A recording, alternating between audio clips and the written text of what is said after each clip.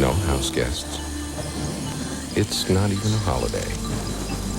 It just seemed like a nice night for a Duraflame fire. Duraflame, the secret of fire. Spark and Splash is proud to announce the addition of Waterford wood pellet and gas stoves to its quality line of stoves. Waterford features fine porcelain cast iron stoves made in Waterford, Ireland. To celebrate, they're having a big sale with savings from $100 to $200 on these beautiful, super efficient Waterford stoves.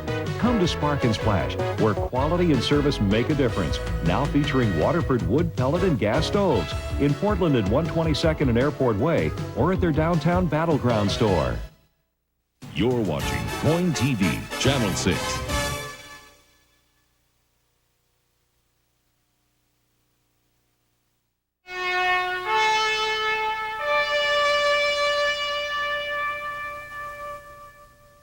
Good morning. I'm Charles Osgood, and this is Sunday morning. We did not know what an enemy we had when the first few cases of a mysterious malady appeared in this country a decade and a half ago. Many years later, here we are, with hundreds of thousands of victims to remember, but very little in the way of progress to report. Now that malady has a place of its own on the calendar. Friday was AIDS Awareness Day. In some places, however, no day goes by without awareness of AIDS. John Blackstone will report our cover story this morning.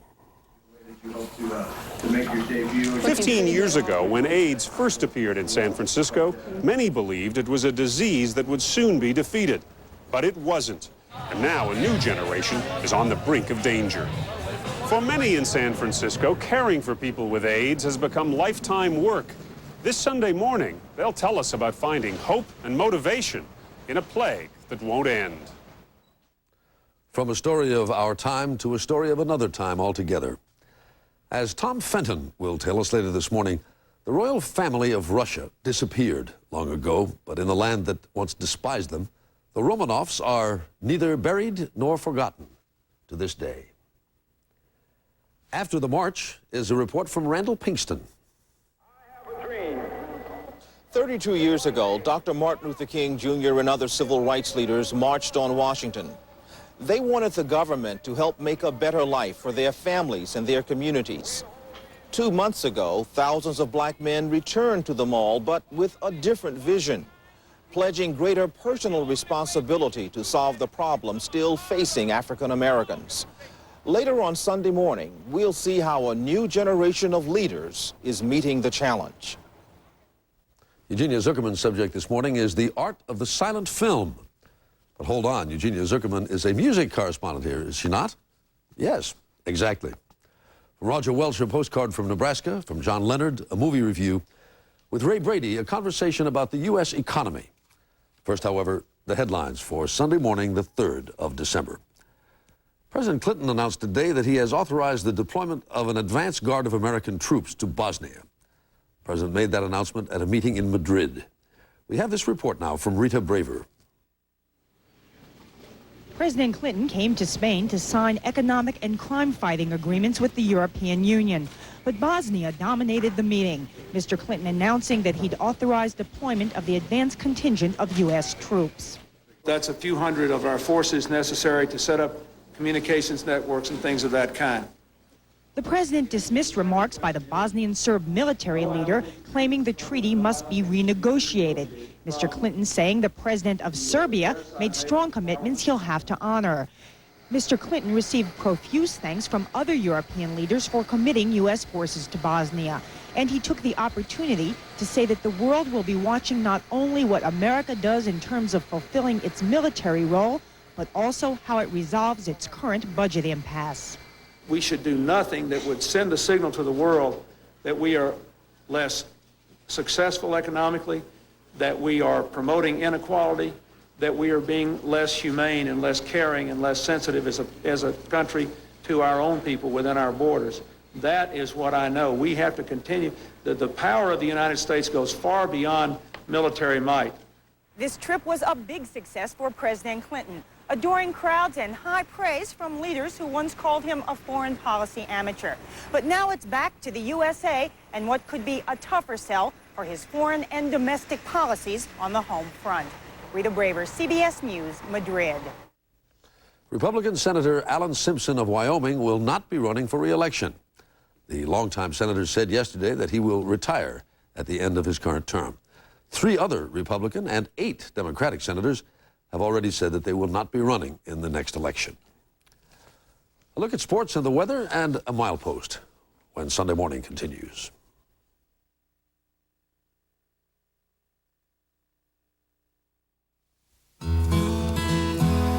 It's the time of year when I find my thoughts turn again for home. To see again the ones I love. I've been away too long. And yes, this holiday I know just where to go.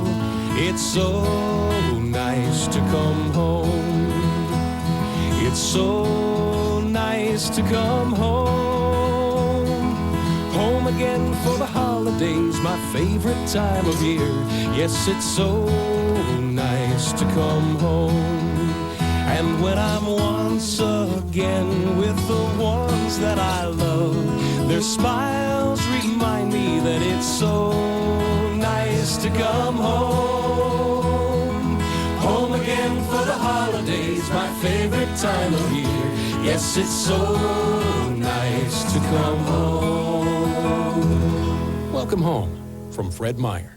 Grab your membership card and save on great holiday gifts from Bi-Mart, like this Shop-Vac 10-gallon wet or dry vacuum. It's rust-proof, dent-resistant, and now just $52.99 at Bi-Mart. And the Hoover Encore energy-efficient upright vacuum is only $79.99. It cleans bare floors as well as carpets and comes with an attached hose and onboard tool set. See your Bi-Mart membership bulletin for more great holiday savings. Prices end December 3rd at Bi-Mart. When reflecting upon your life, you'll find that what was hip, what was square, what was in, out, or far out never really mattered. You have what really matters: love, happiness, and your health. To protect these things, you need a health plan with flexible benefits, top-rated hospitals and physicians, and a medical advice line. With Providence Good Health Plan, you learn to take care of not only your health, but your life, too.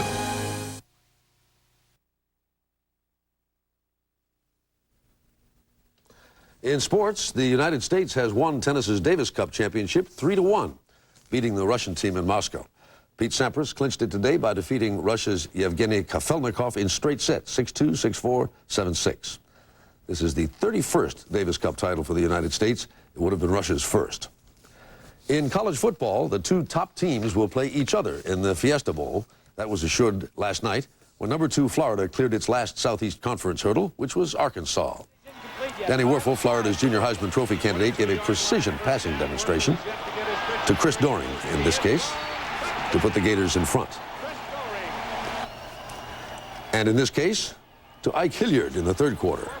This made the score 24-3. And with the best chance the Razorbacks had all day, 4th and 1 at the Florida 3, Barry Looney rolled left, tried a desperation lateral into the arms of Gator linebacker Ben Hanks, who ran it 95 yards for the TD that would make the final score 34-3. And Florida will meet number 1 Nebraska for the national championship in the Fiesta Bowl January 2nd, right here on CBS. As for the weather now, the message this morning seems to be that winter can wait. In all the country today, only northern New England will have temperatures below freezing. Every place else, thanks to a shift of the jet stream northward toward the Canadian border, readings are going to be very moderate indeed for so late in the year. And then look at this. Deep blue skies around almost the whole of the nation's middle today. Windy around the Great Lakes, however, and out west, wet from Northern California up into Oregon, where snow will be piling up in the Cascades, as it will in Washington, too. And then there will be a ribbon of light showers from Mississippi to Pennsylvania and snow from upstate New York into New England. And more of the same tomorrow.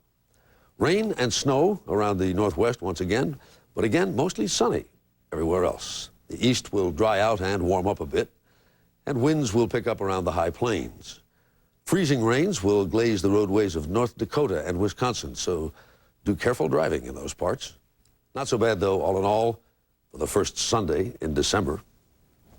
On the 1st of December in 1955, 40 years ago last week, a 42-year-old seamstress boarded a city bus in Montgomery, Alabama, and found herself a seat. It was a seat to which the law said she was not entitled. The driver of the bus insisted that the seamstress get up. She declined. The driver said he would have her arrested. "You may do that," she said. And she was arrested and convicted and fined $10. After which, for a year, the blacks of Montgomery, Alabama refused to ride the segregated buses in their city, in which they could take seats only in the back. Most historians agree that the modern civil rights movement in this country began with that boycott in Montgomery. And the boycott began with Rosa Parks, a seamstress who stood her ground by refusing to stand. The popular version of the story generally makes Rosa Parks out to have been an unwitting hero. It's often said that she didn't get up when she was ordered to simply because she was weary and footsore. Well, that isn't true. In this book of hers, Rosa Parks says, "The only tired I was tired of giving in." She knew very well what she was doing. She knew that she might be arrested. She was willing and ready, as were many other activists around her, ready for the consequences, including a young pastor new to Montgomery by the name of Martin Luther King, Jr. He was ready too. It all seems to have happened in another age of the world. The anniversary this week reminds us that for many of us it wasn't in another age at all, but in our own, only 40 years ago.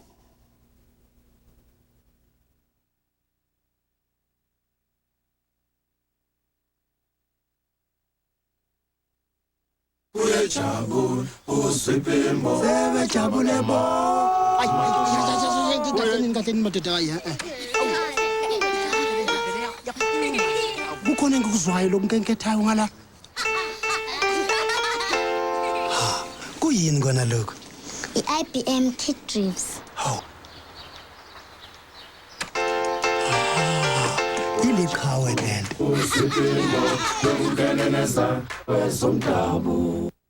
A hologram captures all the information about light. You can see different things from different angles. Depth, the 3D effect. Help me, Obi-Wan. DuPont makes film that makes holography possible. Everything you can imagine doing with a hologram is sort of fun. In the future, holography could be used in book illustrations that pop to life. Heads-up displays is a way for motorists to save their eyes from fatigue. That kind of everyday problem is really what we do at DuPont. I've never thought anything was impossible. In shopping for a luxury performance sedan, Jay Kerness tested the Oldsmobile LSS against the fastest, most nimble machine on Earth, Juma, the Cheetah. The LSS's sport suspension and traction control attacked the course, as did the Cheetah. But while he considered the LSS's precise handling quite impressive, there was one thing he failed to consider. Cheetahs are very sore losers. Will the LSS pass your test? Nice, kitty. Go away.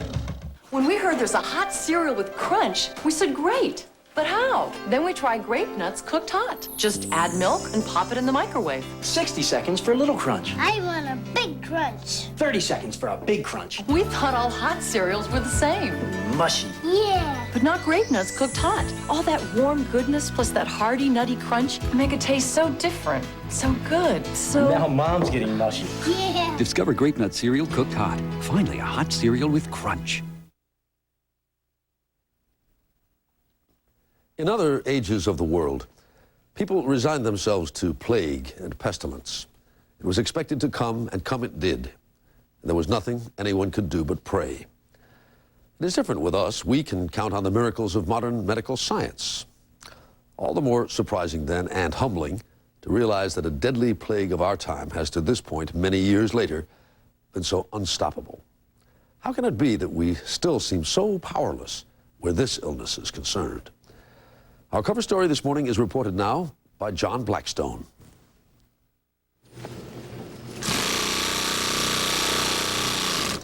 Every day, volunteers in San Francisco add more names to the AIDS Memorial Quilt.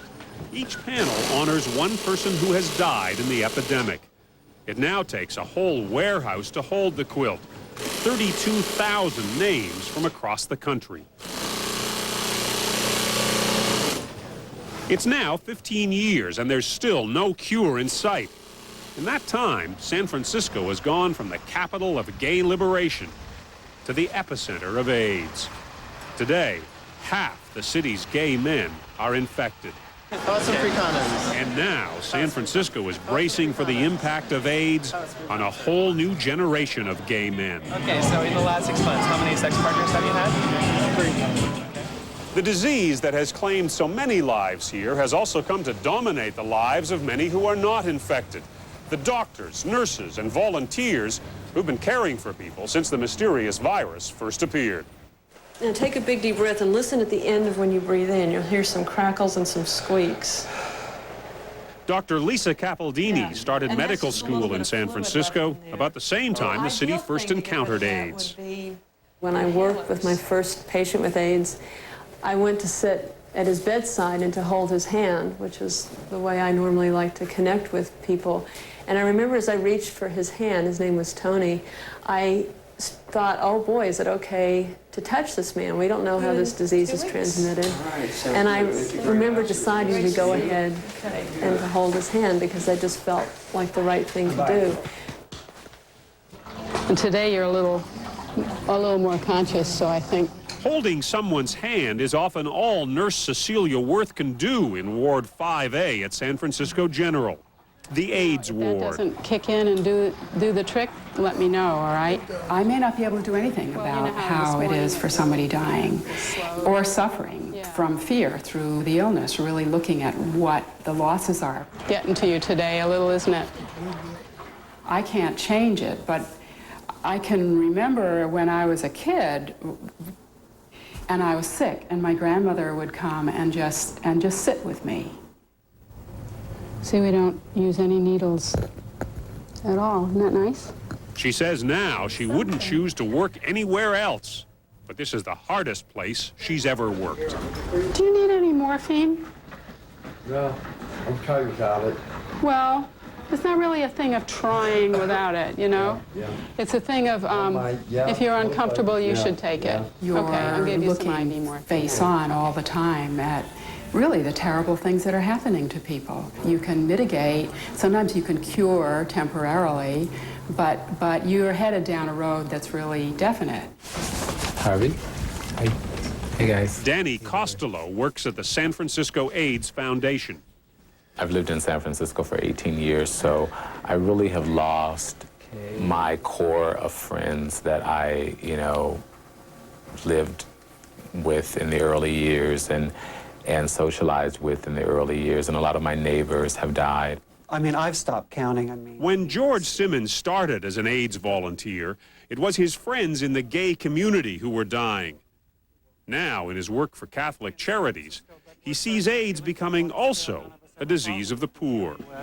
And it is the new face of AIDS. There's no question about that. Here you have a lot of people who are very poor, who have multiple problems. They have serious mental health problems. They have substance abuse problems, drug abuse, alcohol abuse, and they have HIV.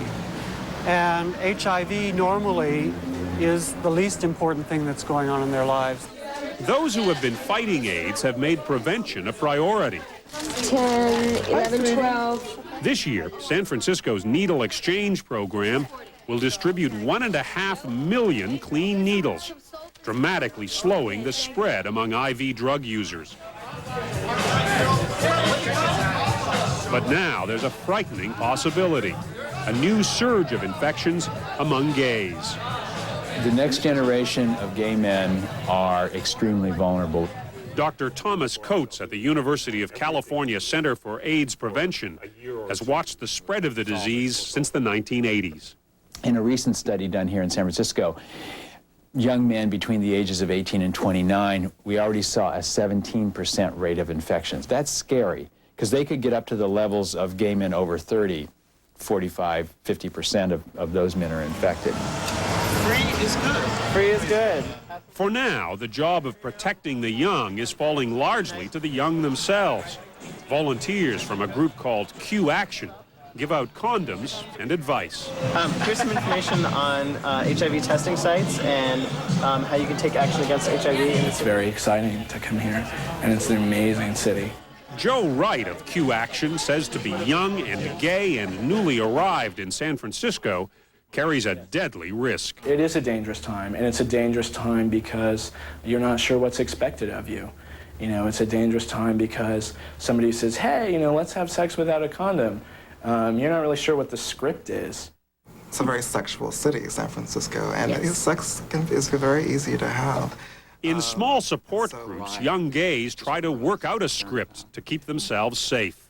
It was really confusing. I wasn't sure how to talk about sex. I was afraid to talk about it, thinking that if I talked about HIV and sex, that it would ruin the moment.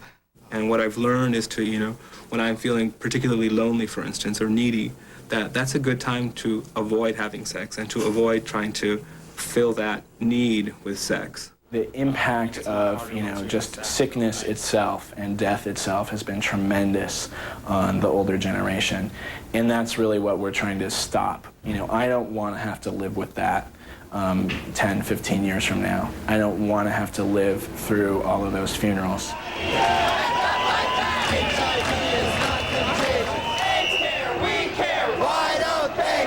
Almost everyone who has been on the AIDS battlefield since the beginning in San Francisco started out believing it was a fight that someday would be over.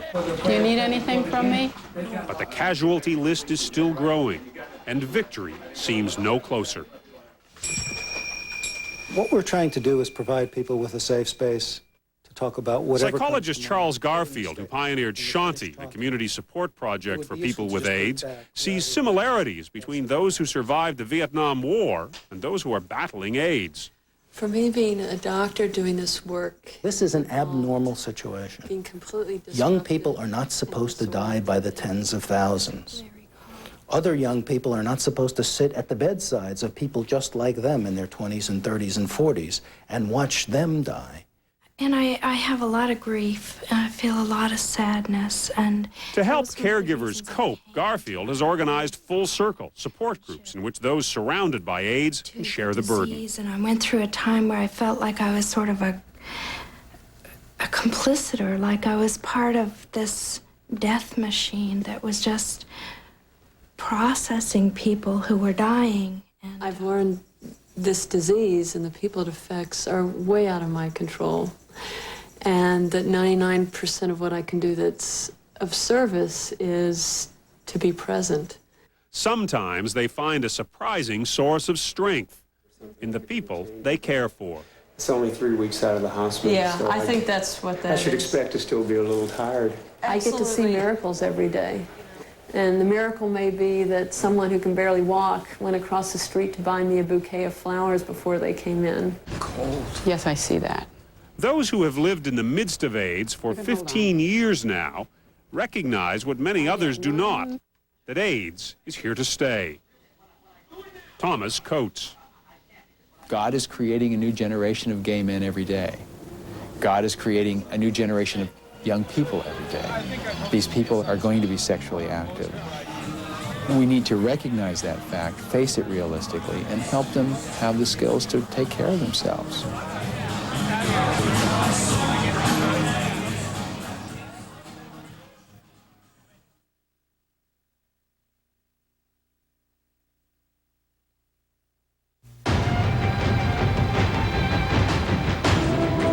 In Asia, in Europe, the Americas, and throughout the world, the same set of principles guides all our actions.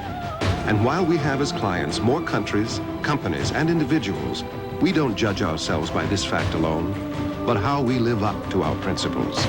We think that makes a difference. The difference is Merrill Lynch. At BASF, we don't make the mattress, we make it softer. We don't make the boots, we make them drier. We don't make the house, we make it livelier. We don't make the snowboard, we make it stronger. At BASF, we don't make a lot of the products you buy, we make a lot of the products you buy better. BASF. 5 years ago, did you imagine you'd be doing this one day? How could I? It took you 3 weeks to call me back. It was a test.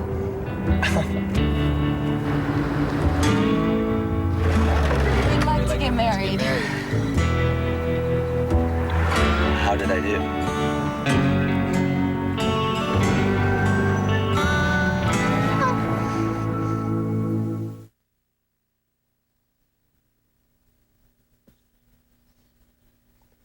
In the next half hour of Sunday Morning, we will listen, yes, listen, to some silent films.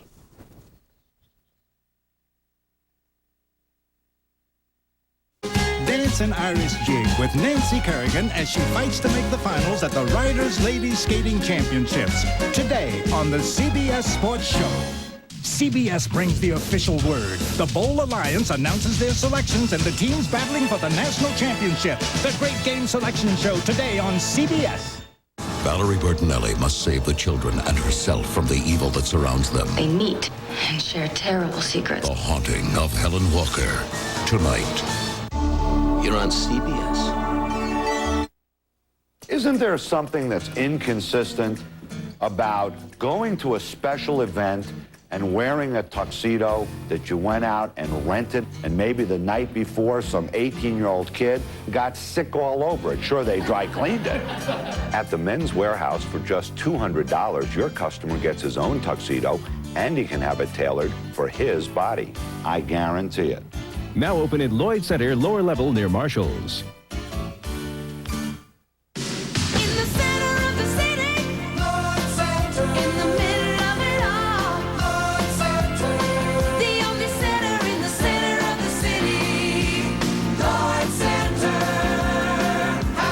For the holidays, we're not just the center of the city, we're the center of Oregon. And nobody has more stores, more choices, or more fun. Lloyd Center has it all.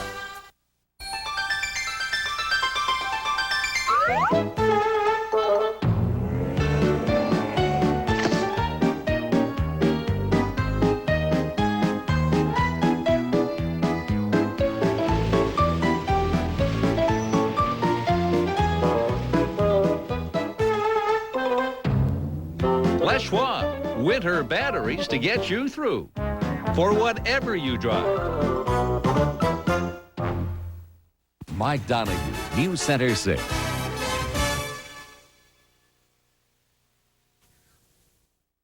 It's Sunday morning on CBS.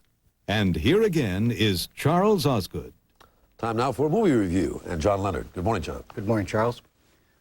A movie I didn't want to go to turns out to be the best I've seen in years.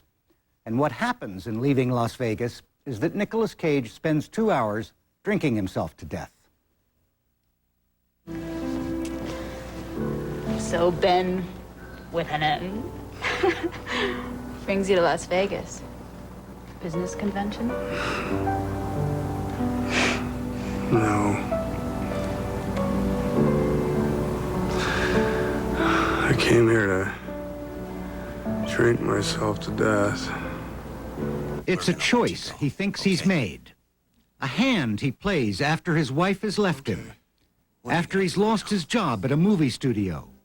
After burning his books and photographs and driving into the desert with a suitcase full of bottles and selling the car that got him there and holing up in a seedy motel under all those gaudy neon signifiers of outrageous luck with the music in his throbbing head. My heart is crying, crying, slowly teardrops. He will, of course, be taken in by a troubled young prostitute, Elizabeth Shue, who finds in his surrender a tender sort of grace, who is willing to settle for chat and charm between lunatic seizures. I think you should go and bring all your stuff over here. Sarah. Sarah, you are crazy. So? Don't you think you'll get a little bored living with a drunk? They pretend to love each other in this parenthesis. You can never ask me to stop drinking. Do you understand? I do. I really do.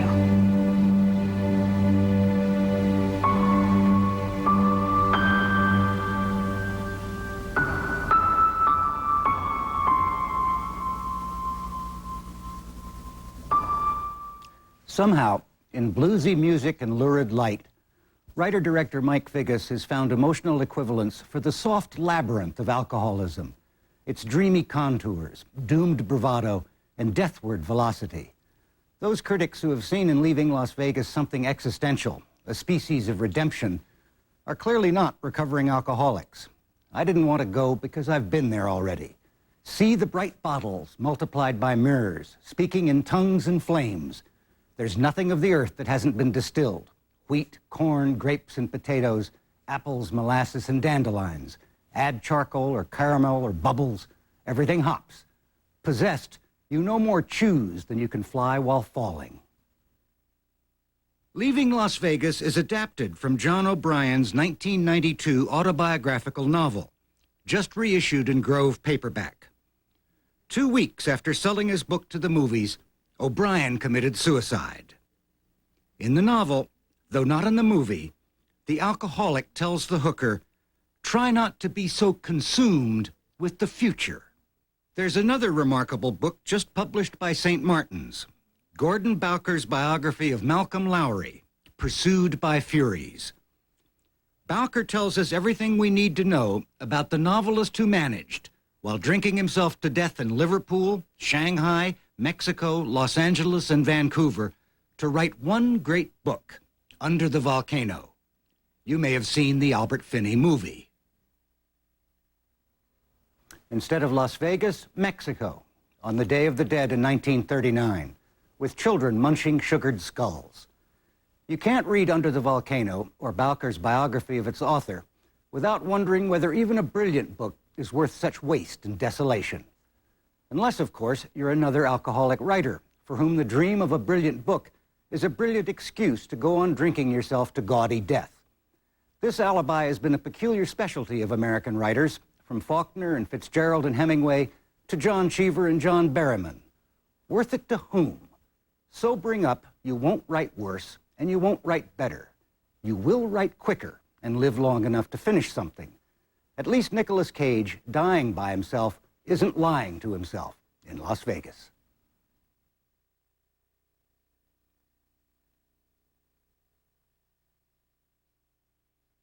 This is the future of corporate computing. No, wait. This is. Oops, sorry, scratch that. The future is definitely this. On second thought, it'll be this, we think. There are many visions of the future. Most will turn out not to be right. But we engineer our network systems in anticipation of uncertainty. So no matter which way it all goes, you can't go wrong. Digital, whatever it takes. Critics call it the new feel-good hit of the season. It's hot and pulsing. It's warm and misty. A must experience for the entire family.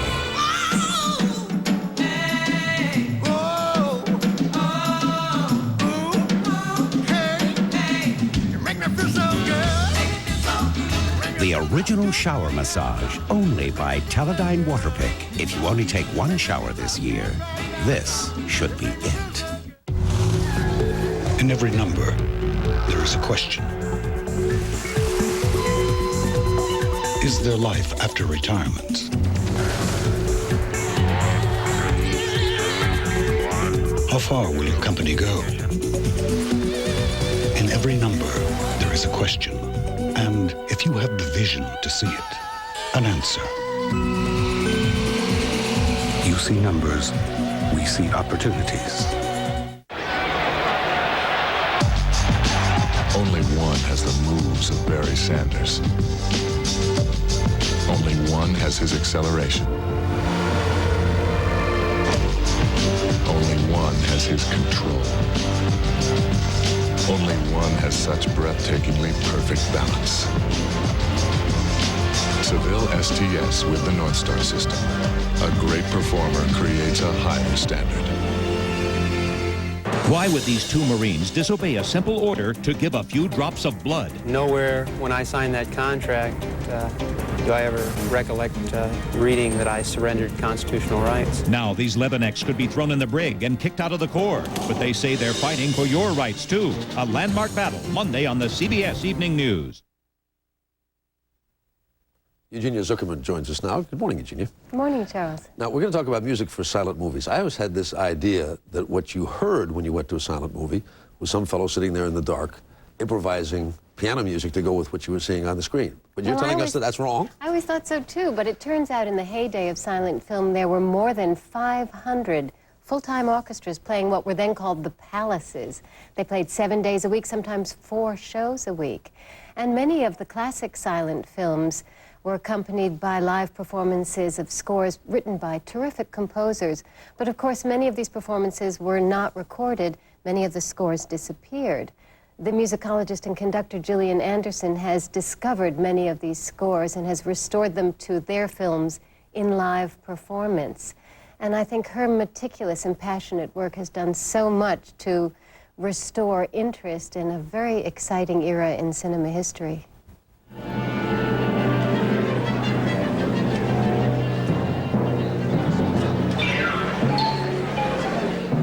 It is concert day at the Michigan Theater in Ann Arbor. But the orchestra is not tuning up to play a symphony. For Nosferatu?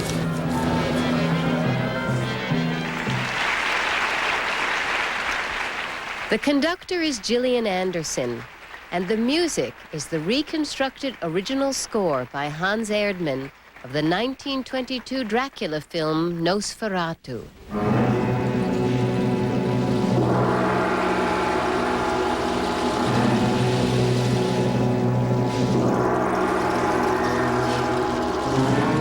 It's a theatrical event.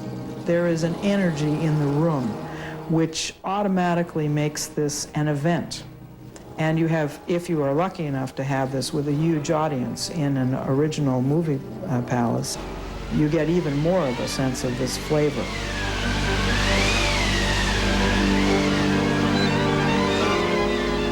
Gillian Anderson has restored live music to this and 18 other classic films from the silent era. She is an expert in matching music to action.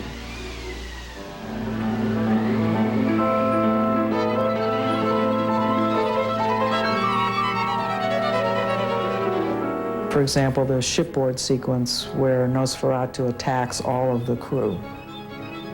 If you just look at the film straight, it's completely stationary, it's totally static, and absolutely nothing happens. But the music has this wave-like quality to it. So you have the sense of motion coming from the music that you don't get from the image.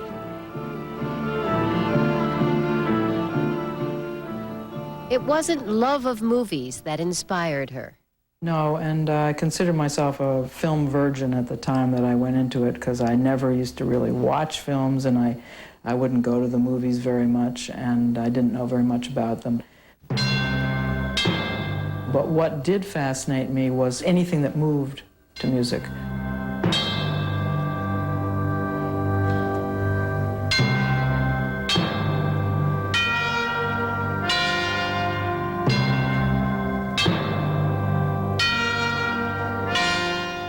As a musicologist for the Library of Congress, she discovered the score for The Passion of Joan of Arc. After reuniting the film with its music, Anderson found out she had a special gift for timing. The reconstruction process, synchronizing music to image, takes hundreds of hours. I have an algebraic equation that my physicist husband has given me to work this kind of thing out. You count the number of beats in the music, and you multiply times 60 and divide and so forth. And you can do this? I can do this. This is impressive. And you use a metronome. And for example, when he fell down just now, I would write that into the score. I'd write it into the score at a particular measure. So you would know where it fell, exactly, right. Where he fell and where it he fell. And it fell, exactly. And that's how I keep things in sync.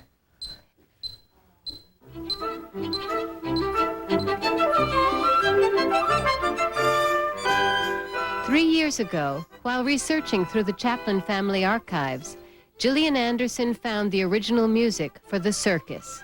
And what became very clear very quickly as I started to work on the reconstruction of The Circus was the music is fabulous. I mean, it's One of the things about Chaplin is that he was musically very, very knowledgeable, both classical music as well as popular music, and so the choices are so apt.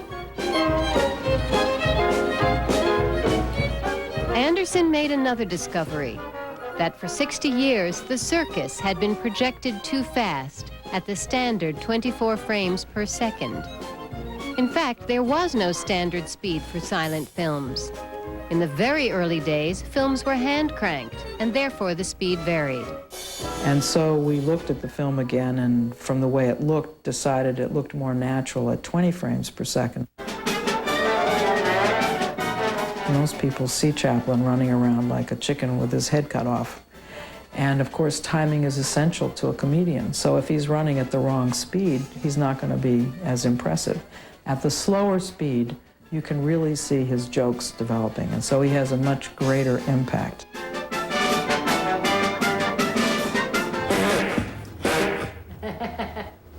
And then I found a baby with it, I had to get it.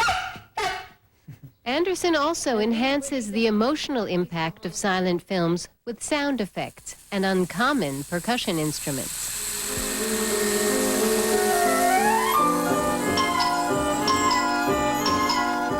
This is a rain tree stick. This is the sound of Nosferatu.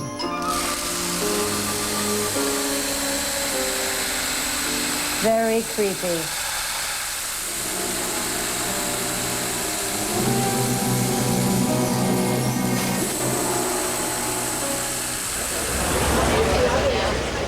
At the National Gallery in Washington, the film series attracted large crowds thanks to Gillian Anderson.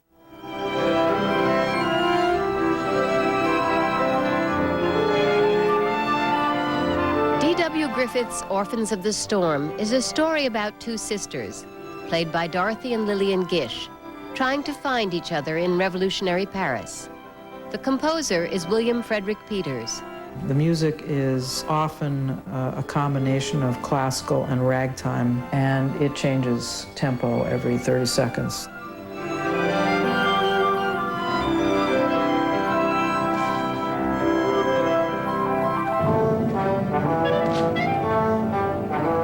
It seems to me just the most staggering thing to be conducting nonstop 2.5 hours. Yes. And how do you just keep going for that long? I have a lot of energy, so that's not a problem for me. And it's always very energizing to just get a chance to do this. In the process of restoring the sounds to silent films, Gillian Anderson, who knew very little about movies to begin with, has become a film historian and a missionary. And my mission is to have the early history of film rewritten. This is the 100th anniversary of the celebration of the discovery of the motion picture. Almost all the books that have been written about the early years of film, up to 1929, have been written exclusively about the image.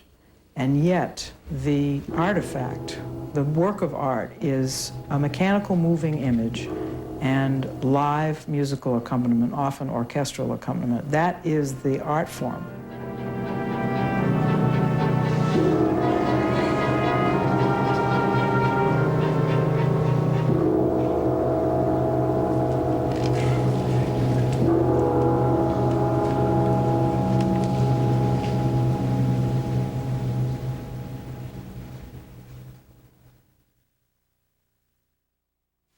Grab your latest Bi-Mart coupon book and save on all sorts of great holiday surprises.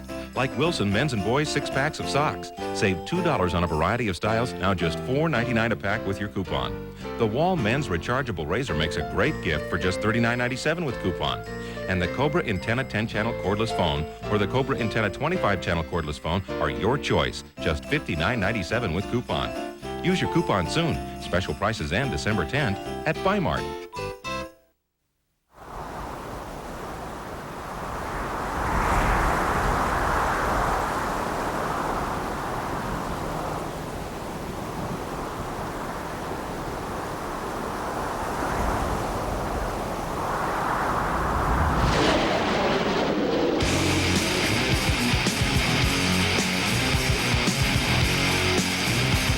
For to do, where to go, every Thursday and outdoors. That's kind of useful, don't you think? Saving you money is a holiday tradition at High School Pharmacy. Physicians Formula Skincare Essentials and Capdian Advanced Skincare Gift Sets are the perfect way to introduce everyone to beautiful skin. Your choice now only $8.99. And Fragrance Impressions are elegantly packaged impressions of well-known men's and women's designer fragrances at an affordable price. You'll find great savings in our holiday gift guide, available at all High School Pharmacy locations. You and your pet share a special bond. And for the proper care and feeding of your pet, you have hundreds of products to choose from. Products that originate from our farms, ranches, forests, oceans, and mines. So thanks to the people of the agricultural industry, your pet can enjoy a happy, healthy life. This message brought to you by Oregon Women for Agriculture, dedicated to educating the agricultural and urban public about the importance of agriculture to their communities. It's another way Northwest farmers are growing for the world. What could be simpler, what could be more basic than a gourd picked off its vine on the ground? That's something nature manages all alone, without human help at all. That sounds right, but it's one of those things that just happens to be wrong. A corrective now in the form of a postcard from Nebraska, from Roger Welch. 17 that, 17 marketable. I'm going to set that to the side, Dermot. That's, got some black rot on Dermot it. Coyne is an old friend of mine and a colleague. He's a plant scientist devoting his life and energy to developing even better food crops for America's fields. I think it is. Yeah, it's one of mine. And this is a seed for the next generation. It has taken approximately 10 years to produce a uniform squash. So that little pile of seeds represents a good 10 years worth of work for you. Easy. Like agricultural schools everywhere, University of Nebraska scholars are constantly at work to advance the science. And no mistake, that's what it is. These breeding lines that you see here were all derived through classical breeding procedures using sexual hybridization and recombination. Now, the new technology is actually involved with introducing genes. In a modest way, his work with squash, quiet and unspectacular as it may seem on the surface, has a good deal in common with the sort of thing we saw in the movie Jurassic Park, reviving ancient genes. And now we will look for bands that distinguish resistance from susceptibility and that are associated with resistance. These days, farmers are high-tech scientists. Their knowledge of chemistry, botany, economics, meteorology would put most city folks to shame. The materials they work with, machinery, markets, plants, fertilizers, are increasingly the products of expensive and complicated scientific systems. Their goals are to produce more and better food with less impact on our billfolds and on our ecology. That's where people like Dermot Coyne come in. That's one of the reasons that I was attracted to this particular squash, that it has both decorative value and when you get fed up looking at it, you can eat it. But there are some surprises in Dermot's work with squash, because in his research, he reaches not only toward the future, but back into the past, far into the past. What exactly is the function of this room? And this is our cold storage room. You could call it our gene bank for squash and beans. For instance, like here's some single plant selections we've made in Lakota. Dermot says the squash with which he works was farmed by Plains Indians for centuries along the Missouri River. They used to cook fish inside squash like this. They would dig a big hole and they would put hot stones down below. They cut this in two, take the seeds out, put a fish inside, put it back up again, put it down on top of the hot stones in a pit and cover it up with straw. When the first frontier forts were built, soldiers needing relief from scurvy began to grow the plant in their own gardens. But as time changed, the squash eventually survived only in isolated plots. One particular family, the Martha Newman family, that was related to Alice Graham of Ashland, obtained some seeds from the fort and grew it in their gardens. and maintained it generation after generation. And so this is really a historical relic you're holding there. in your right. hand. We owe a lot to the Native American people throughout all the Americas for the original domestication of major crops, corn and beans and well, squash. we also owe a lot to people like Mrs. Graham's family that Yeah, kept that that going, maintained it. and to people like Right. you who understood Right. the value of it. I like the idea that in old, discarded plants, researchers like Dermot Coyne can still find characteristics that are worthwhile, even valuable for today. Maybe this is why so much energy is put into keeping various creatures and plants from going extinct. It's hard to tell what we may need down the line, and it'd be a darn shame to find out too late that somewhere along the path to progress, we lost one key to a very crucial door. This was an opportunity to introduce the plant back again to people at large. But also, when I saw the variation, this type here, when you can see how it differs from the old type, not in the color pattern, but in terms of the fruit shape. When you walk through a grocery store and you see there on the rack a plant that you've developed, that's got to give you a thrill. Yes, I feel I've done something useful and contributed to society. We all contribute in different ways, Roger. and yours is new squash out of old. New squash out of old. Just as there are features of ancient Native American squash that may be useful in the future, there may be ideas from Native American culture tucked away in the corner of some reservation in some traditionalist's mind that may be worth a second look to. Maybe those people that are held in contempt today as out of sync, out of date, out of the past, may be exactly what we need for our next peek into the future.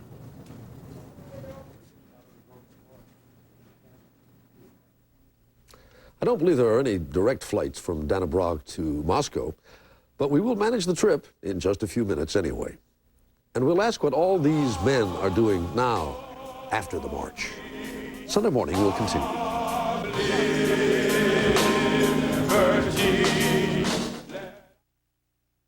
Why would these two Marines disobey a simple order to give a few drops of blood? Nowhere when I signed that contract do I ever recollect reading that I surrendered constitutional rights. Now these Leathernecks could be thrown in the brig and kicked out of the Corps, but they say they're fighting for your rights too. A landmark battle Monday on the CBS Evening News. You're on CBS.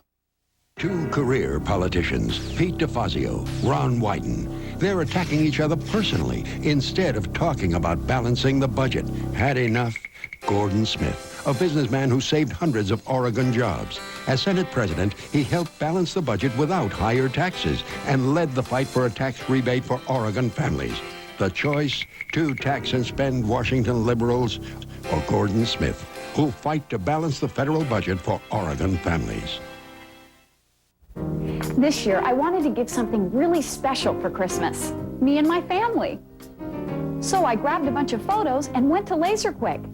You know, the place for printing and copying. And they made a calendar just for me, with different family photos for each month. Seriously, is this cool or what? And look, it even has my birthday printed right on it. See, June 3rd. And don't forget, Mom.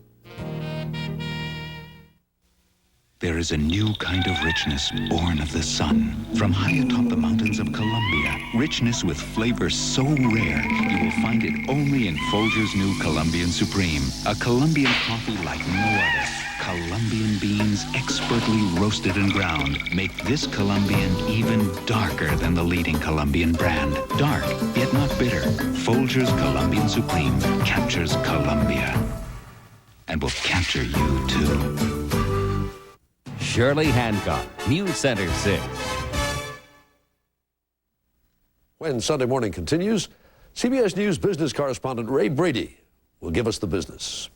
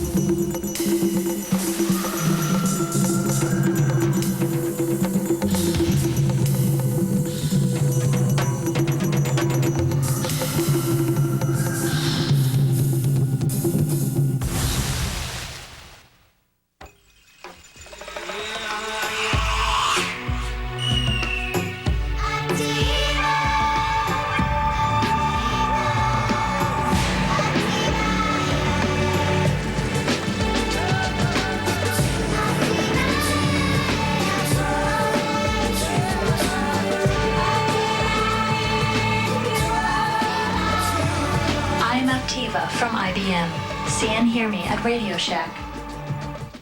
As the official airline of the 1996 Olympic Games, Delta is setting the pace for business travelers with an event of its own, the Around the World Relay. It's a team event, coordinating thousands of flights a day to cities throughout the world. So you can go from one plane to another, one place to another, in record time. Delta Airlines.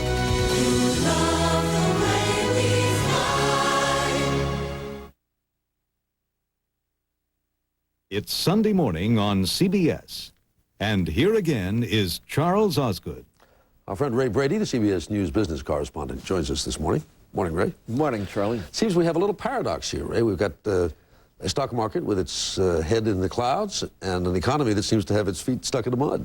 Yeah, that's right. You can see the Dow Jones Industrial Average going up day after day, and in the meantime, if you go around to the stores, you'll find that very few people are spending money because a lot of people don't have very much to spend. Well, maybe they're buying stock. Well, maybe they're buying stock. Certainly a lot of people have been buying a lot of it, but there's a correlation here in the sense that the stock market is going up because corporate profits are up.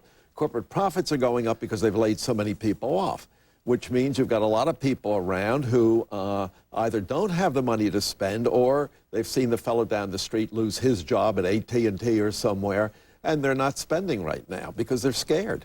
But you can't go on this way forever, can you? I mean, you can't go on cutting, in effect, taking your customers away from yourself by laying people off. That's right. At some point, there's going to be a day of reckoning because you've got to have customers to buy the things that all these companies are making. In fact, if you look back at the great stock market crash of 1929, and I'm not saying we're having one of those, Zenith Radio was soaring up day after day after day, but nobody had the money to buy that many Zenith radios to keep it going. And we could have a similar situation, although not, I don't think, a crash. Well, as you say, it's not 1929, but what is it? I mean, what is it that we have here? It seems to be it's just sort of it's not in a nosedive, but on the other hand, it isn't really moving up either. It's not moving up. The economy is in a very sluggish way. You can see housing sales they're not bad, but they're slow.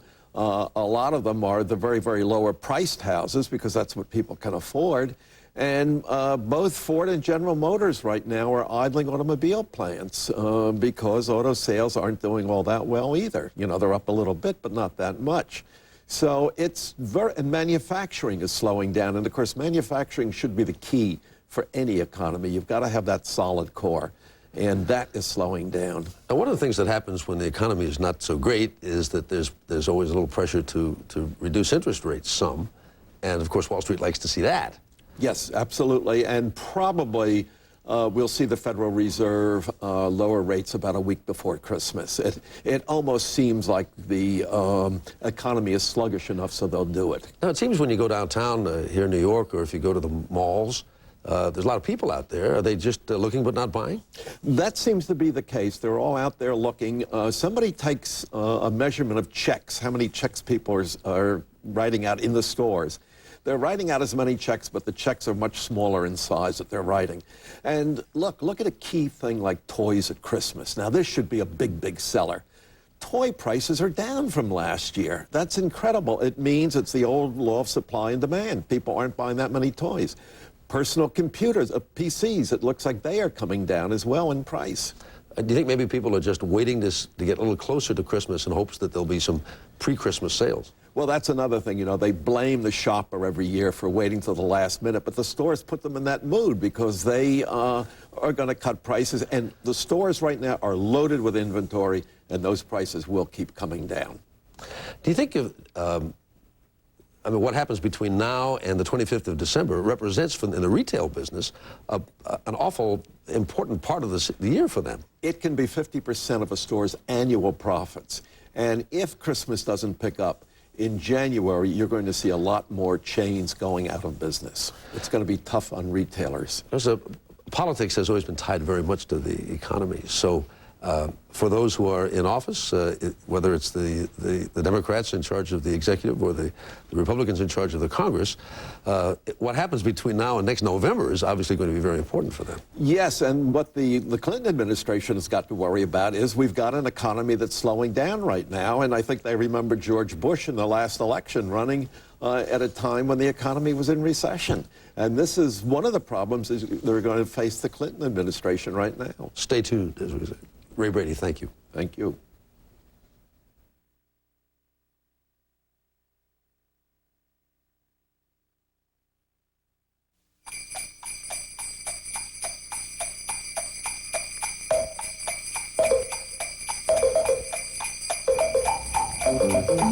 Season's greetings from Maxwell House Coffee.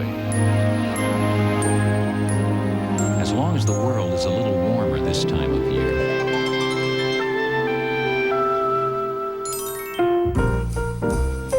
as long as elves outnumber Scrooges,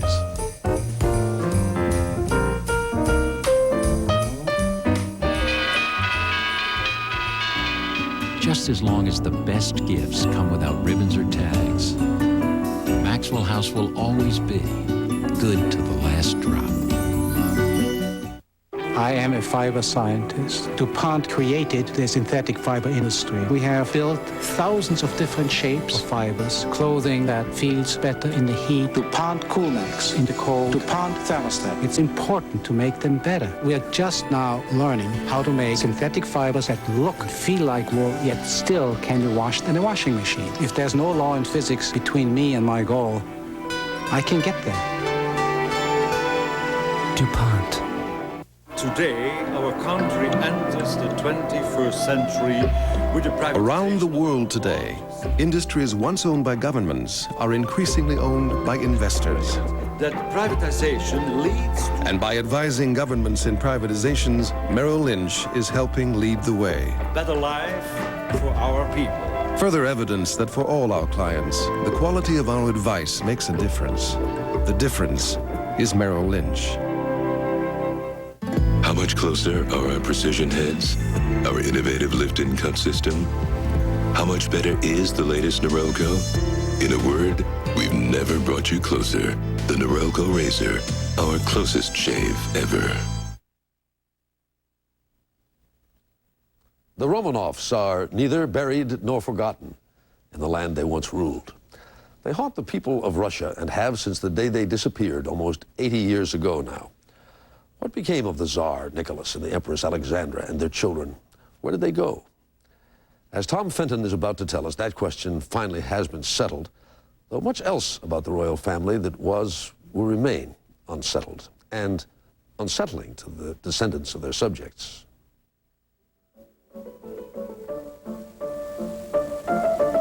Scenes from the beginning of this century give a rare glimpse of the private life of the last Tsar. Nicholas II, the man the Russians saw as an absolute ruler, was seen by his family as a loving husband and father. Here, his 4 young daughters and the heir Alexei are having fun on the family yacht. Later, as they grow older, they attend official functions with the Tsar and Tsarina. With the end of communism and the opening of Russia's secret archives, the mysteries surrounding the brutal execution of the Romanovs in 1918 are finally being resolved. But as Russia prepares at long last to give them a funeral, there are still questions to be answered. It's all here in the Russian National Archives, the entire family history. Everything that was saved after the revolution, personal mementos, family snapshots, letters, even the children's drawings stuffed in these cardboard boxes labeled Nicholas II. Incredibly, the communists kept every picture, every scrap of paper, every piece of evidence, preserving the record of the lives they destroyed. Military photos, family photos, daily life. Diaries, letters, and notes reveal the enduring love affair between Nicholas and his wife Alexandra. Separated often by war, Alexandra wrote more than 700 letters in English to her husband. He kept them all. There are also childhood paintings by the heir Alexei and pictures by the Tsar's daughters, Olga, Tatiana, Maria, and Anastasia. Anastasia, whose name became the subject of books and movies when a woman known as Anna Anderson claimed she was the Tsar's youngest daughter and had somehow survived the execution.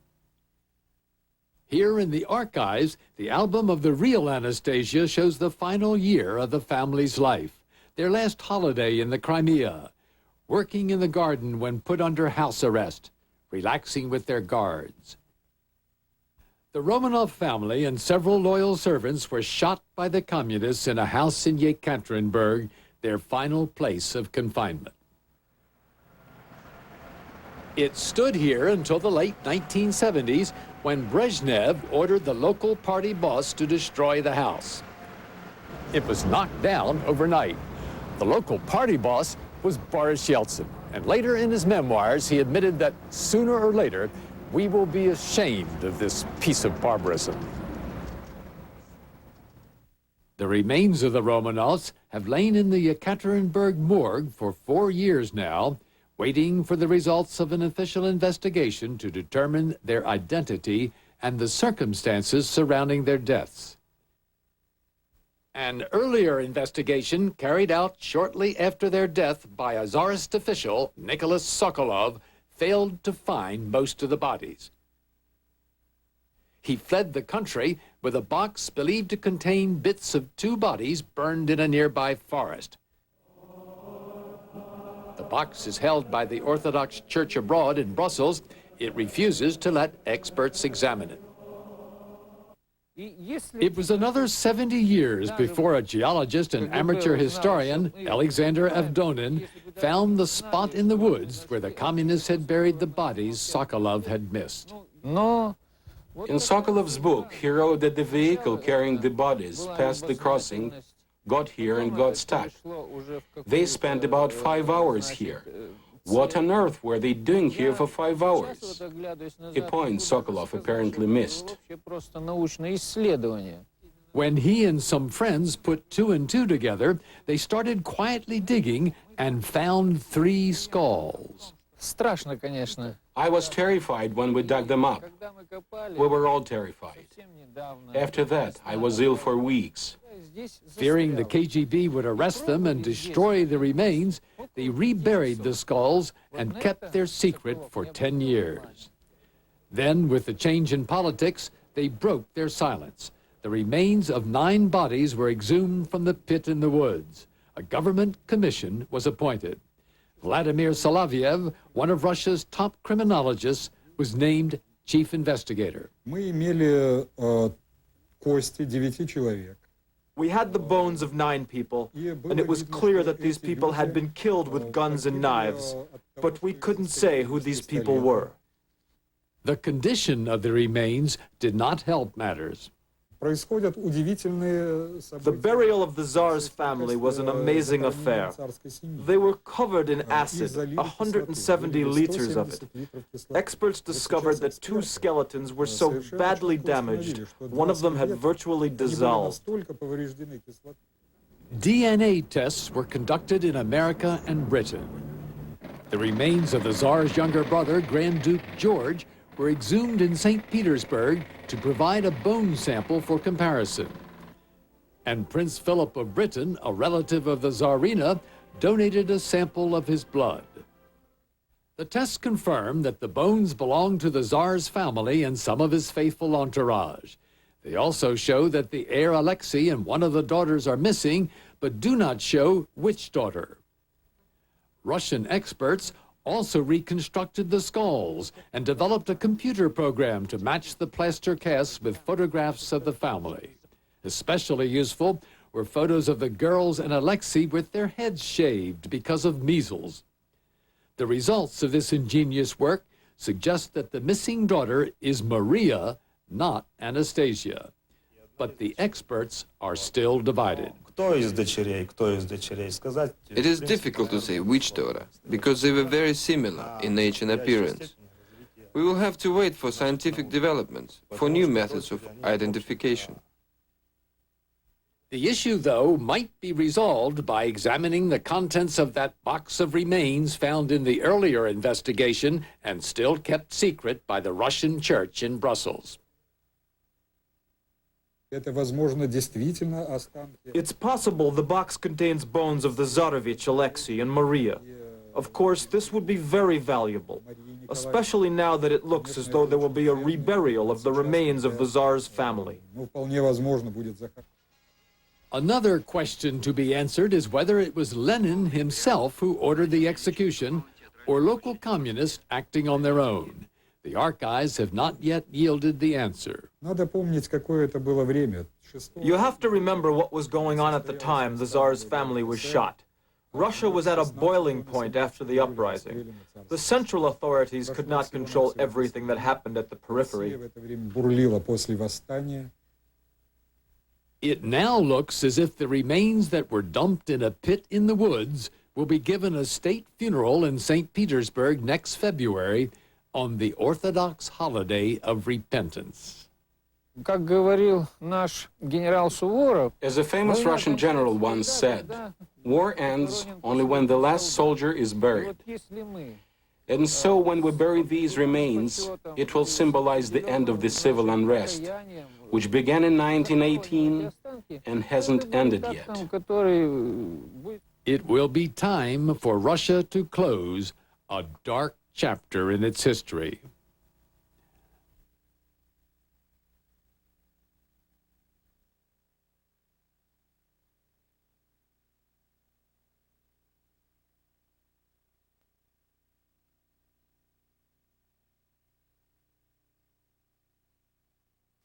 The internet will be the biggest thing since the Industrial Revolution. The internet will be just a chat line for physicists and video game addicts. Someday, your web address will be everything. One day on the internet, the Colonel's secret formula will whiz past the secret formula for Pepsi. What will the internet be? No one knows. But we engineer systems in anticipation of this vast uncertainty. So you can approach it as one huge opportunity. Digital. Whatever it takes. At BASF, we don't make the cooler. We make it cooler. We don't make the jeans. We make them bluer. We don't make the toys. We make them tougher. We don't make the water scooter. We make it lighter. At BASF, we don't make a lot of the products you buy. We make a lot of the products you buy better. BASF. Everybody can service automobiles, but you're going to be able to take care of the customer. You describe the lighting in your over bumps, or do you? Definitely over a bump, I think. They come in to see me because they need something to be fixed. They want me to take care of them. Everybody has different problems. Everybody has different needs. See the way I was going this? Move it back. The quality care standards. It just opens up that communication, lets people know that we care. Quality care people, quality care standards at your Ford and Lincoln Mercury dealer. When we heard there's a hot cereal with crunch, we said, great, but how? Then we tried grape nuts cooked hot. Just add milk and pop it in the microwave. 60 seconds for a little crunch. I want a big crunch. 30 seconds for a big crunch. We thought all hot cereals were the same. Mushy. Yeah. But not grape nuts cooked hot. All that warm goodness plus that hearty, nutty crunch make it taste so different, so good, so... Now Mom's getting mushy. Yeah. Discover grape nut cereal cooked hot. Finally, a hot cereal with crunch. After the march, now, whatever else you take the Million-Man March of a couple of months ago to have been, the one thing it surely was a resounding rallying cry. Well, who rallied round? And after the rallying was accomplished, what else was accomplished? Has that enormous display on the Mall in Washington made a difference? Randall Pinkston has gone to find out.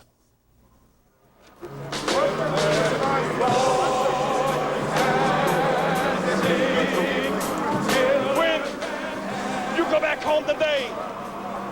Somebody's gonna ask you, you went to Washington, what did you do? Tell them I was one in a million. 2 months ago, an estimated 837,000 African-American men rallied in Washington.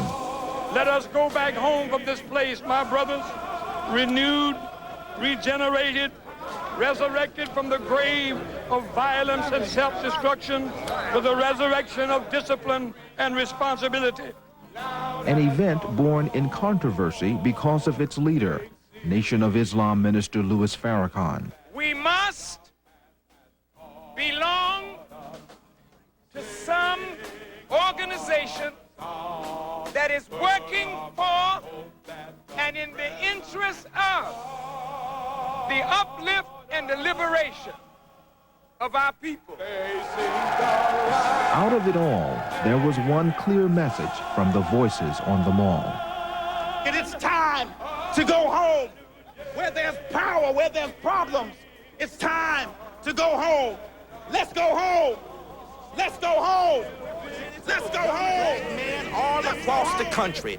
And that's the challenge for us at this call to manhood today. The message to take personal responsibility for community problems is unleashing a wellspring of activity.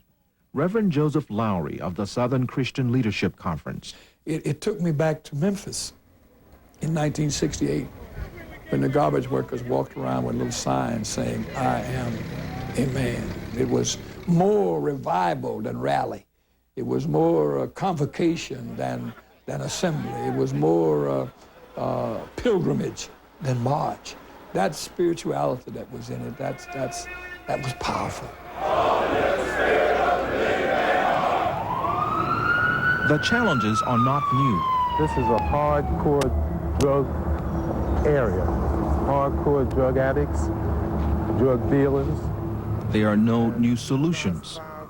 James Newton is a parole supervisor in Philadelphia. He pursues one strategy on the job. It means we take people who have been incarcerated and they come out, and we supervise them the rest of the time on the street. He pursues a different strategy on his own time. Concerned Black Men. For 20 years, Newton's organization, Concerned Black Men of Philadelphia, has tried to make a dent in problems of race and poverty by investing time in children. Has anyone ever been to the Afro-American Historical Museum? So it definitely will be an experience. Mentoring is one popular program. Artists create 8 things which appeal to the spirit and to the mind. And that's what you're looking at here is a painting. On Saturdays, men meet or go on field trips with boys from homes without fathers. But it took the black artists to make these changes. 16-year-old John McAlilly has been coming for a year. They're very positive messages they're trying to teach you, and very things you need as you will go along in life, just to get along as a positive figure in your community. My son. John's mother, Charlotte Curry. You know, so for them to really give up themselves and to try and instill something in these kids, that's fantastic. How you doing? Good.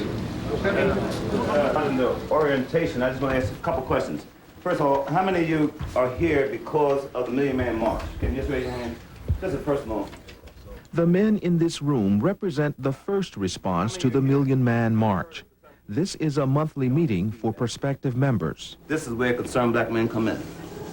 Giving back to the community. Charles Patton is a founding member of Concerned Black Men. Every man in our community is a role model. Somebody's looking at you. Then whether you're a good one or not remains to be seen. It is sometimes difficult to convert enthusiasm into action. There were donations, but this night, only 4 men actually joined. Thank you for coming out. We certainly appreciate it. My brother. Good morning. How are you? Good. My name is Ron. I'm from the Million Man March Committee. We're doing voter registration this morning. Wanted to see if I could take a second. Here in Atlanta, a coalition of local organizations is working on another goal of the Million Man March: political empowerment, specifically increasing voter registration among African Americans. Can we get 2 more? There's one more. The headquarters of the drive is Iconium Baptist Church, where Reverend Timothy McDonald opened his doors to march organizers and the follow-up voter registration project. I saw in Washington it was so beautiful seeing Muslims and Christians and even a few atheists all together agreeing that we need to take control of our own communities and to build our own schools, and nobody was cussing and fussing and fighting. People are asking the question, what are we doing after the Million Man March? Reverend Ron Saylor, one of the speakers at the march, is recruiting activists from area college campuses. Listen, man, NAACP membership is so important, man. The way we make change is like right here, you know what I'm saying? I appreciate you, brother. He's an Emory University senior and national board member of the NAACP. One of the things that the march talked about was telling people when they go back home to join something. That was one of the challenges from the march. And people recognize that when they get back home, the easiest thing to do, the easiest thing to be or to join is NAACP. It's been set up for years, it's broad-based, it's in almost every town, every college already has a chapter. Take these 2 top copies here, you read them over, they'll tell you our instructions, and you'll receive your card in about 2 weeks. Appreciate you voting, brother. We need the youth.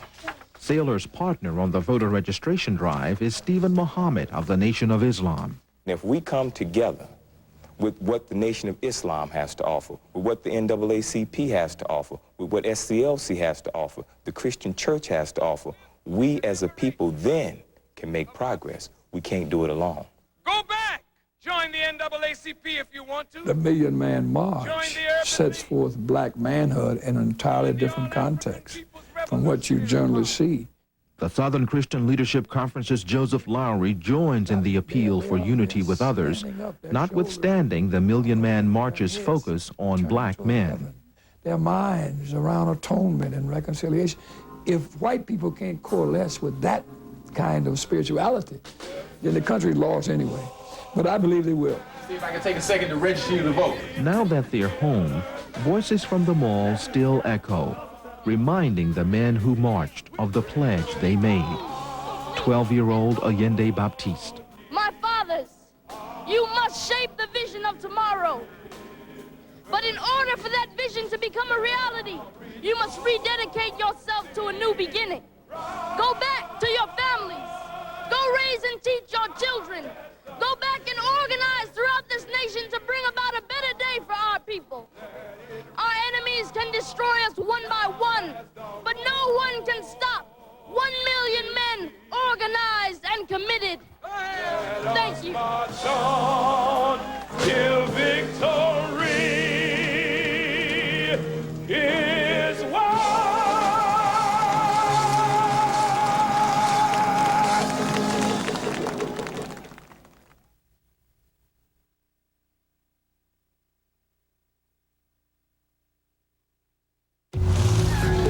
In every number, there is a question. Is there life after retirement? How far will your company go? In every number, there is a question. And if you have the vision to see it, an answer. You see numbers, we see opportunities. After I use my Sensonic toothbrush, my whole mouth feels tingly. I feel like I could kiss The dentist. I had reduced the plaque. It does virtually all the work for you. It massages the gums and loosens up. my husband. He likes it. He Feels smooth, highly polished. Sonic waves, 30,000 vibrations per minute. It's a unique sensation. The Sensonic Plaque Remover by Teledyne Waterpick. I know my teeth are really clean.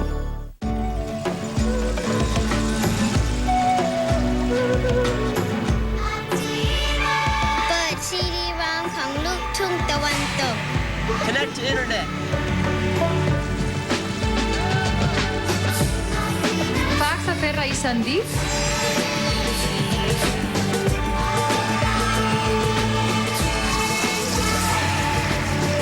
I'm Activa from IBM. See and Hear Me and Radio Shack. Is that Johnson's team behind us? Exactly. Are they members of Hertz #1 Club Gold? Exactly. Are we members of Hertz #1? Not exactly. So thanks to Hertz, they're going to get to the meeting on time. And we'll be late? So exactly what'll I tell the boss? In Rent-A-Car, there's Hertz, and there's not exactly. Make sure you choose the right one. And then a dog in the cargo hold 8-hour presentation. Is he buying it? Not exactly. We leave you this morning in a national wildlife refuge of the Willamette Valley of Oregon.